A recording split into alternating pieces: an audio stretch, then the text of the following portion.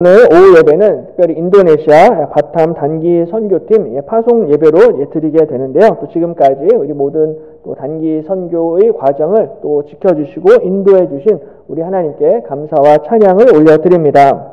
사실 우리가 코로나 때문에 5년 넘게 이제 단기 선교가 이제 중단이 되었는데 하나님의 은혜로 이제 다시 올해 단기 선교를 이제 떠날 수 있게 되었습니다. 그동안 기도와 물질로 후원해 주신 우리 모든 성도님들께 감사드립니다. 지난 3달간 우리 15명의 우리 단기 선교팀이 열심히 훈련을 받았고요. 이제 이번 주 화요일 날 이제 출발합니다. 우리 안에 착한 일을 시작하신 이가 그리스도 예수의 날까지 이루어 주실 줄로 믿습니다. 우리가 선교의 현장을 직접 방문을 하면서 섬기는 단기 선교는 사실은 여러 가지로 유익이 많이 있습니다. 잘 준비되어진 단기 선교는 단기 선교 참가자들 뿐만이 아니라 우리 교회에도 큰 유익이 되고요. 또한 단기 선교팀을 맞이하는 현지 선교사님들한테도 이게 큰 위로가 되고, 또한 단기 선교팀이 만나게 될 현지 교회 성도들에게도 큰 도움이 됩니다. 그 몇 가지 유익을 적어왔는데요.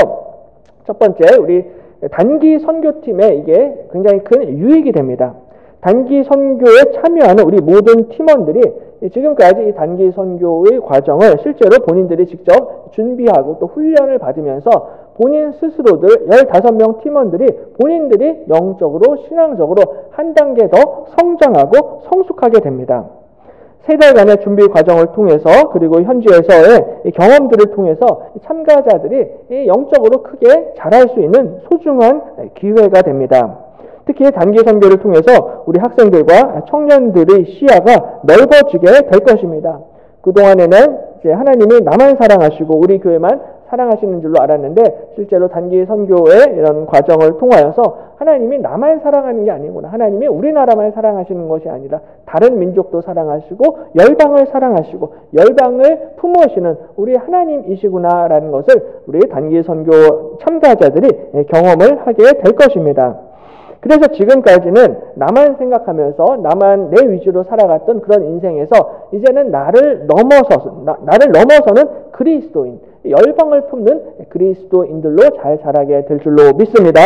그래서 이번에 참여하는 우리 단기 선교 우리 학생들, 청년들이 장차 우리 교회를 이끌어갈 교회의 리더가 되고 교회의 일꾼이 될 줄로 믿습니다. 뿐만 아니라 이 단기 선교는 우리 참가자들이 공동체 신앙을 경험을 할 수 있는 소중한 기회가 됩니다. 그동안 일주일에 토요일, 주일 2번씩 꼬박꼬박 모여서 열심히 말씀과 기도로 훈련을 받고 열심히 선교를 준비했습니다.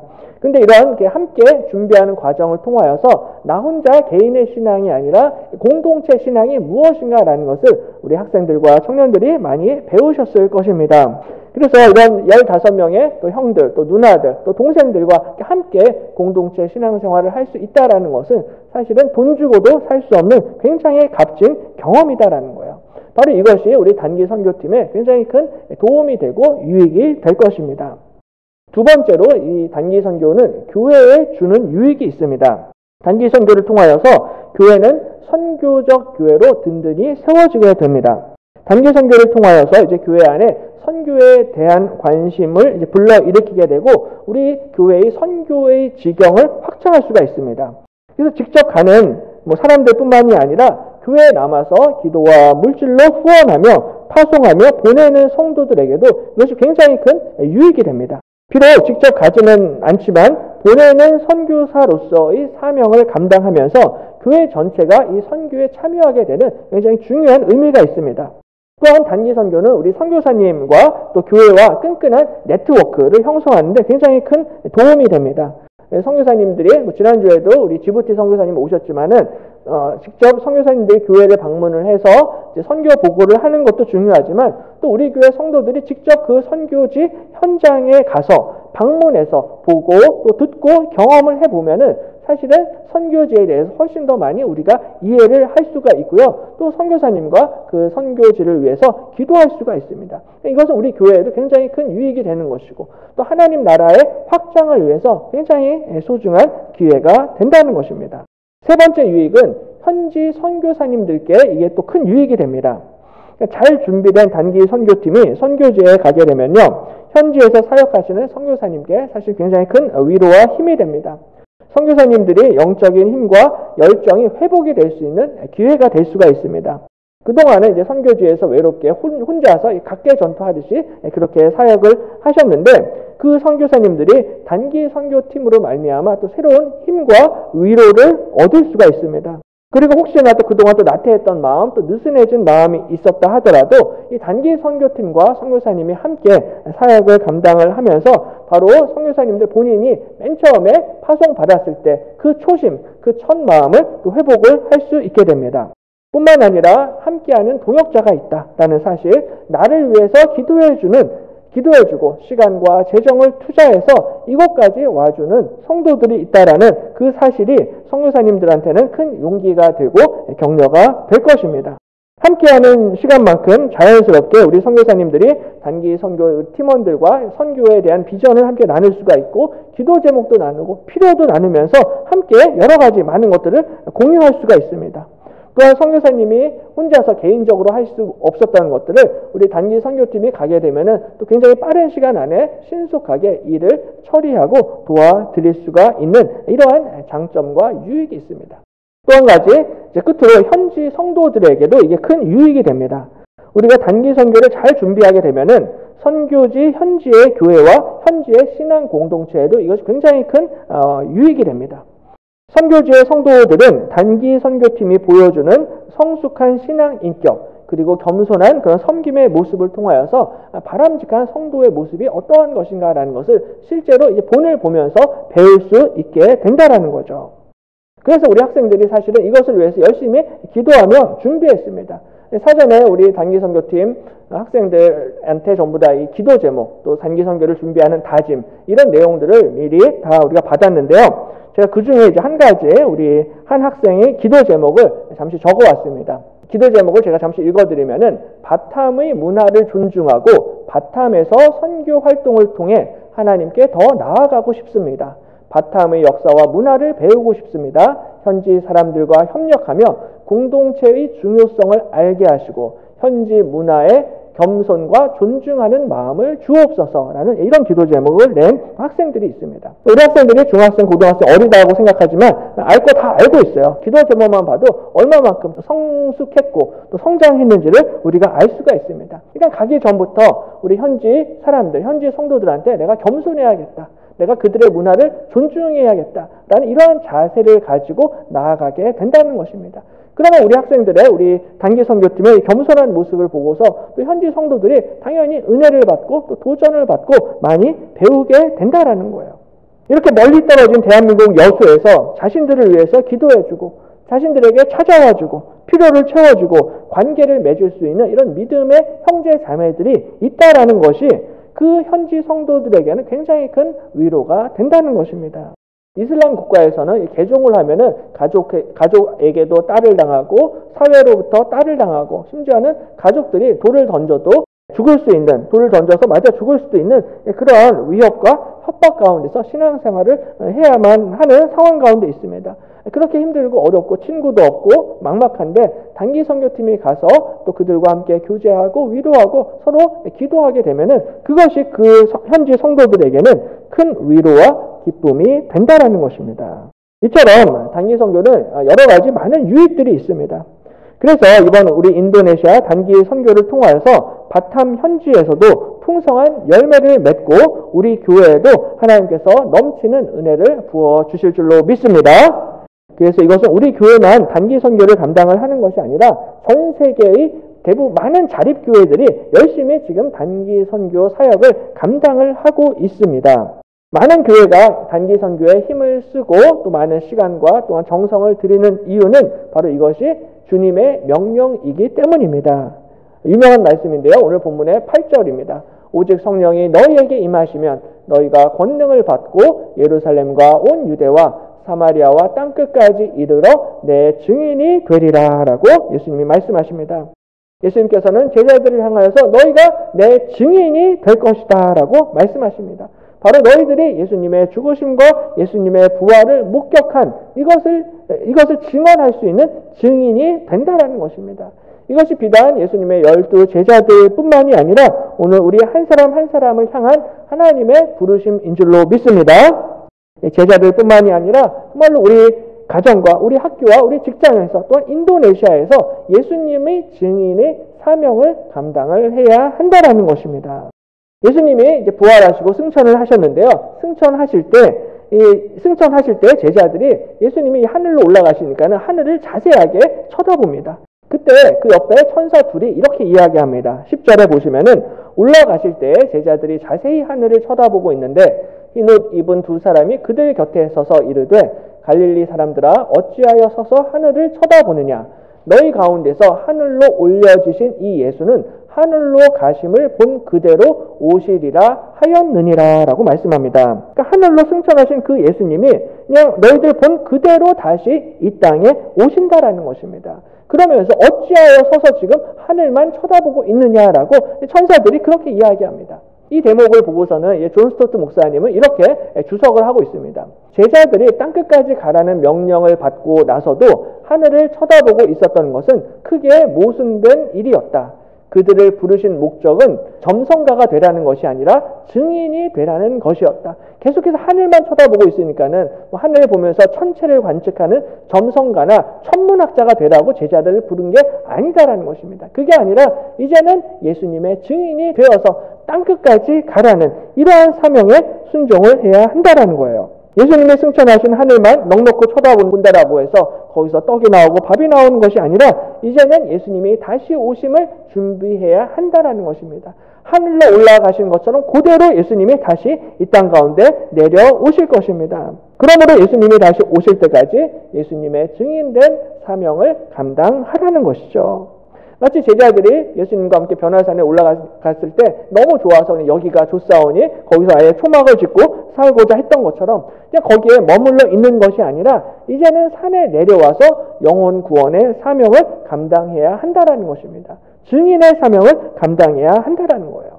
어떤 분들은 목사님 단기 선교 일주일 간다라고 해서 뭐 큰 도움이 되겠습니까? 뭐 선교사님께 얼마나 큰 도움이 되겠습니까? 뭐 얼마나 그 바탐 교회에 큰 보탬이 되고 변화가 있겠습니까? 라고 그렇게 질문을 하시는 분들도 계십니다. 그 말이 맞을 수도 있습니다. 뭐 일주일 간다고 해서 뭐 크게 달라지지 않을 수도 있습니다. 하지만 그렇다라고 해서 계속해서 하늘만 쳐다보고 있을 수는 없다라는 거예요. 뭐라도 해야 한다는 것입니다. 그것이 작은 일이라 할지라도 별로 대세에 영향을 미치지 못하는 일이라 할지라도 이제는 우리가 작은 일이라 할지라도 예수님의 증인된 사명을 감당해야 한다는 것입니다. 사무엘하 19장에 보시면은 이제 다윗이 그 압살롬 때문에 아들 압살롬이 반란을 일으켜서 쫓겨났다가 다시 이제 돌아오게 되는 장면을 기록을 하고 있는데요. 그때 사울의 아들 무비보셋을 만나게 됩니다. 근데 무비보셋은 다리를 저는 사람이어서 다윗을 따라가지를 못했어요.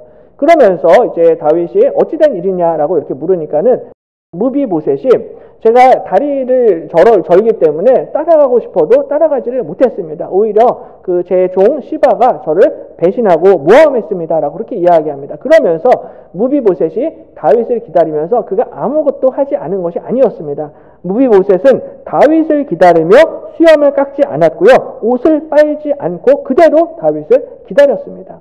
그러니까 본인이 다리를 절고 장애가 있고 아무것도 할 수 없는 상황이었지만 그렇다라고 해서 아무것도 하지 않은 것이 아니라 수염을 깎지 않았습니다. 옷을 빨지 않으면서 다윗 왕을 기다렸다라는 거예요.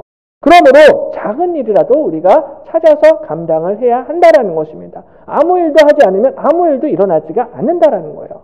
무비보셋처럼 수염이라도 깎지 말고 무비보셋처럼 옷이라도 빨지 않는 이러한 모습을 하나님 앞에 보여드려야 한다라는 것입니다. 계속해서 하늘만 쳐다보고 있는 것이 아니라 이제는 뭐라도 작은 일이라도 감당해야 한다라는 거예요. 증인의 사명, 선교의 사명을 감당해야 한다는 것입니다. 그래서 오늘 본문에서 예수님께서 이 제자들을 이제 증인으로 이렇게 부르시게 되는데 그 타이밍이 좀 상당히 좀 특별합니다. 오늘 본문 위에 오늘 오전에 나눈 말씀인데 3절에 보시면요. 그가 고난 받으신 후에 또한 그들에게 확실한 많은 증거로 친히 살아계심을 나타내사 40일 동안 그들에게 보이시며 하나님 나라의 일을 말씀하시니라 라고 말씀합니다. 예수님이 십자가에 못 박히시고 3일 만에 다시 살아나셨습니다. 그리고 이 땅 가운데서 승천하시기 전에 40일간은 제자들에게 하나님 나라의 일을 가르쳐 주셨습니다. 그러니까는 그 당시 제자들 입장에서는 굉장히 분위기가 좋았을 것입니다. 왜냐하면 예수님이 죽은 줄로만 알았거든요. 죽었고 이제 내 인생도 예수님과 함께 종쳤다라고 생각을 했는데 예수님이 다시 살아나셨어요. 다시 살아나셔서 40일 동안 그들에게 가르쳐 주시고 말씀을 전해 주시니까는 제자들 입장에서는 너무나 힘이 났을 거예요. 이제 내 인생이 실패로 끝난 줄 알았는데 다시 우리한테 희망이 보이는구나. 정말 끝날 때까지는 끝난 게 아니구나. 이제 내 인생 역전이 가능하겠구나라고 제자들이 생각했을 것입니다. 부활하신 예수님을 만나고 나서 제자들은 의기양양했고 사기충천, 분위기가 좋았습니다. 그래서 이 좋은 분위기에서 제자들이 예수님께 질문해요. 6절에 그들이 모였을 때 예수께 여쭈어 이르되 주께서 이스라엘 나라를 회복하심이 이때니까? 라고 질문합니다. 다시 말해서 지금 예수님이 다시 살아나셨는데 바로 이때가 로마 제국으로부터 이스라엘이 독립해야 될 때가 바로 이때입니까? 라는 그러한 질문입니다.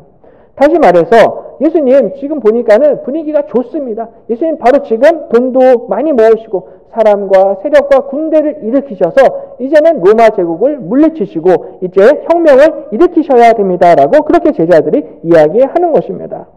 이렇게 분위기가 좋고 사기가 충만할 때 바로 예수님이 뭔가 혁명을 일으키시고 준비하셔야 독립운동을 하셔야 한다라는 거예요. 근데 바로 앞에 우리 3절을 보시면 예수님이 제자들과 40일간 함께 하시면서 제자들에게 가르치셨던 것은 하나님 나라의 일입니다. 이 땅의 일, 이 세상 나라의 일이 아니라 하나님 나라에 대해서 가르치셨어요. 40일뿐만이 아니라 공생의 3년 내내 예수님이 제자들에게 가르치셨던 것은 하나님의 나라와 하나님의 의를 계속해서 말씀하셨습니다. 근데 그렇게 열심히 잘 가르치셨는데 또 제자들이 이제 와서 하는 이야기가 주께서 이스라엘 나라를 회복하심이 이때니까? 라는 질문이었습니다.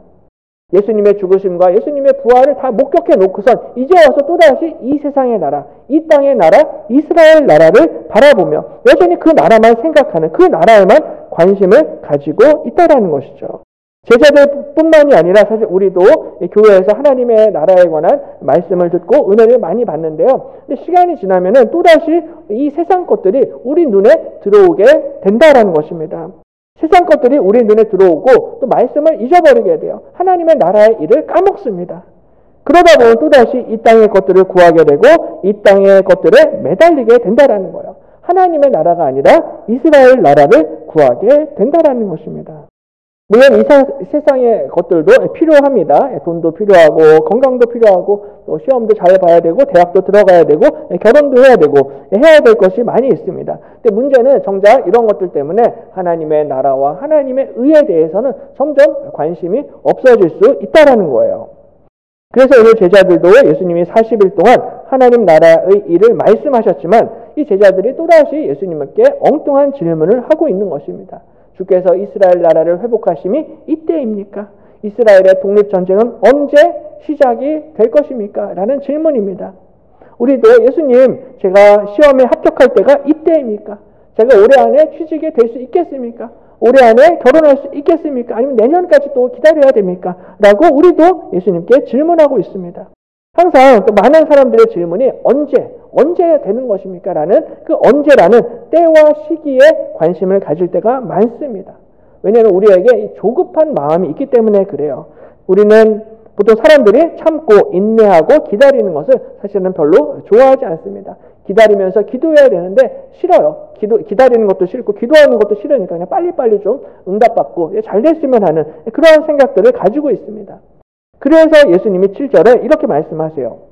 이르시되 때와 시기는 아버지께서 자기의 권한에 두셨으니 너희가 알 바 아니요 라고 말씀하고 있습니다. 때와 시기는 이것은 하나님의 고유 권한입니다. 때와 시기에 대해서 우리가 왈가왈부하거나 내 생각과 내 판단대로 함부로 생각할 수가 없다라는 거예요.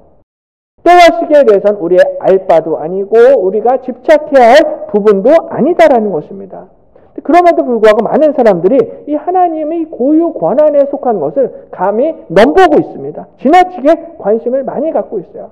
교회에서 목사님이 이걸 안 가르쳐 주니까는 또 많은 그리스도인들, 기독교인들이 점쟁이를 찾아가고 무당을 찾아가고 사주 카페를 찾아간다라고 합니다. 그래서 요새는 기독교인들이 하도 이 점집을 많이 가니까는 요새는 점집 앞에 아예 감사 헌금 봉투를 준비해 놓는다고 합니다. 그래서 아예 복채를 감사 헌금 봉투에 넣어서 내라고 기독교인들을 위한 특별 배려를 요새는 또 점집에서 그렇게 한다고도 합니다. 워낙 많이 가니까는 그냥 그렇게 점쟁이들도 봉투를 준비를 한다라는 거예요. 그러니까는 교회를 다니면서도 계속해서 때와 시기에 대해서 내가 언제쯤 이게 풀리게 됩니까? 언제쯤 취직합니까? 언제쯤 결혼합니까? 이거에 대해서 너무 관심이 많다 보니까는 그 어리석게도 점쟁이와 무당을 찾아간다라는 거예요. 근데 오늘 말씀을 보시면 분명히 때와 시기는 이것은 하나님의 권한이다. 내 아버지의 권한이다라고 분명히 말씀하고 있습니다. 그러면 목사님, 그러면은 기도할 때 언제입니까? 라는 그런 기도는 하면 안 됩니까? 또 그렇게 궁금하실 수가 있습니다. 근데 꼭 그런 건 또 아니다라는 거예요. 당연히 하나님 앞에 자유롭게 우리가 모든 것을 다 기도할 수가 있습니다. 때와 시기에 대해서도 얼마든지 기도할 수가 있어요. 근데 문제는 내 위주로 기도해서는 안 된다라는 거예요. 자기 중심적인 기도가 아니라 하나님의 때, 하나님의 타이밍을 위해서 기도해야 한다라는 것입니다. 그러니까 내가 원하는 하나님 이때까지는 해주셔야 됩니다. 지금이 바로 이스라엘이 독립할 때입니다라고 내 생각으로 주장하는 것이 아니라 하나님의 때를 가르쳐 주시옵소서. 하나님이 원하시는 때에 순종할 수 있도록 인도하여 주시옵소서. 기도하시기를 바랍니다. 하나님 앞에 겸손하게 하나님의 때와 하나님의 시기를 구하며 기도하게 될 때 하나님께서 가장 좋은 길로, 가장 선한 길로 우리의 발걸음을 인도해 주실 것입니다. 때를 구하는 것보다 더 중요한 일이 있는데 그것은 성령을 구하는 것입니다. 8절에 오직 성령이 너희에게 임하시면 너희가 권능을 받고 예루살렘과 온 유대와 사마리아와 땅끝까지 이르러 내 증인이 되리라 하시니라 라고 말씀하고 있습니다. 오직 성령이 너희에게 임하시면 너희가 권능을 받게 된다라는 것입니다. 그러므로 오직 성령을 구하시기를 바랍니다. 성령이 없이는 아무것도 할 수가 없습니다. 성령의 능력이 없이는 하나님의 나라가 확장될 수가 없다라는 거예요. 성령이 없으면 예수 그리스도의 증인의 사명을 감당할 수가 없습니다. 내가 아무리 돈이 많고 사람이 많아도 할 수가 없다라는 거예요. 세상의 일은 돈 많고 사람 많으면 그냥 대충 다 됩니다. 안 되는 일이 없어요. 근데 하나님의 일은 돈과 사람으로 되는 것이 아니라 오직 성령으로 되는 줄로 믿습니다. 성령이 임하실 때 우리가 예수 그리스도의 증인의 사명을 감당하게 된다라는 것입니다. 그래서 이 사도행전의 저자가 누가인데 오늘 오전에 말씀드린 것처럼 이 누가가 사도행전에 앞서서 누가복음도 기록을 합니다. 근데 이 누가복음 마지막 장 24장에 보시면은 예수님이 이렇게 말씀을 하세요. 또 그의 이름으로 죄사함을 받게 하는 회개가 예루살렘에서 시작하여 모든 족속에게 전파될 것이 기록되었으니 너희는 이 모든 일이 증인이라. 볼지어다 내가 내 아버지께서 약속하신 것을 너희에게 보내리니 너희는 위로부터 능력으로 입혀질 때까지 이 성에 머물라 하시니라 라고 말씀합니다. 바로 예수님의 이름으로 죄사함을 받게 하는 회개가 모든 족속에게 전파될 것입니다. 그렇다고 해서 너희들이 지금 당장 밖으로 나가서 전도하고 선교해야 되는 것이 아니라 너희는 이 성에 머물라 라고 말씀을 하십니다. 위로부터 능력이 입혀질 때까지, 위로부터 성령 받을 때까지 여기서 머물며 기도하며 기다리라는 것입니다. 바로 이것이 예수님의 마지막 메시지입니다. 성령의 능력을 기다리라는 거예요. 그리고 이 말씀이 오늘 오전에 나눈 사도행전 1장 4절에 보면요. 사도와 함께 모이사 그들에게 분부하여 이르시되 예루살렘을 떠나지 말고 내게서 들은 바 아버지께서 약속하신 것을 기다리라. 요한은 물로 세례를 베풀었으나 너희는 몇 날이 못되어 성령으로 세례를 받으리라 라고 말씀하십니다. 물 세례가 아니라 성령 세례를 주시겠다라는 것입니다. 그러므로 성령을 기다리라. 성령을 사모하라. 기도에 힘쓰라 라고 말씀을 하시는 것입니다. 이것은 예수님의 제자들 뿐만이 아니라 사실 우리도 마찬가지다라는 거예요. 단기 선교를 위해서 우리가 열심히 많은 준비를 해야 합니다. 지난 3달 동안 우리 단기 선교팀이 열심히 찬양도 준비하고 워십도 준비하고 다양한 프로그램들을 많이 계획하고 준비했고 만반의 준비를 열심히 하셨습니다. 당연히 준비해야 돼요. 단기 선교뿐만이 아니라 교회의 모든 사역과 봉사와 프로그램에 우리가 최선을 다해서 성실하게 준비를 해야 합니다. 하지만 오늘 예수님은 또 그게 다는 아니다라고 말씀하고 있어요. 우리가 준비를 많이 했다라고 해서 자신만만해 하는 것이 아니라 오히려 겸손히 하나님의 성령을 구하라는 것입니다. 우리의 모든 수고와 헌신 후에 성령께서 권능으로 임하시게 될 때 우리가 예수님의 증인된 사명을 감당하게 될 줄로 믿습니다. 바로 이 성령의 역사하심이 교회의 유일한 소망입니다. 우리가 믿고 의지하는 이 모든 것들, 인간적인 수단과 방법 전부 다 내려놓아야 한다는 것입니다. 성령님, 우리에게 임하여 주시옵소서. 성령의 능력이 없이는 우리는 아무것도 할 수가 없습니다. 우리를 불쌍히 여겨 주옵소서. 우리의 선교와 우리의 사역과 우리의 모든 헌신 위에 성령으로 기름 부어 주시옵소서. 기도하시기를 바랍니다. 간절한 마음으로 성령을 구하고 의지하게 될 때 하나님께서 하늘에서 응답하시고 하늘의 불로 우리에게 축복해 주실 줄로 믿습니다. 그래서 기도를 통하여서 성령의 능력을 받으시고 이번 한 주 예수 그리스도의 복음을 담대하게 증거하시는 우리 인도네시아 바탐 단기 선교팀과 또한 모든 성도님들 되시기를 주님의 이름으로 간절히 축원합니다.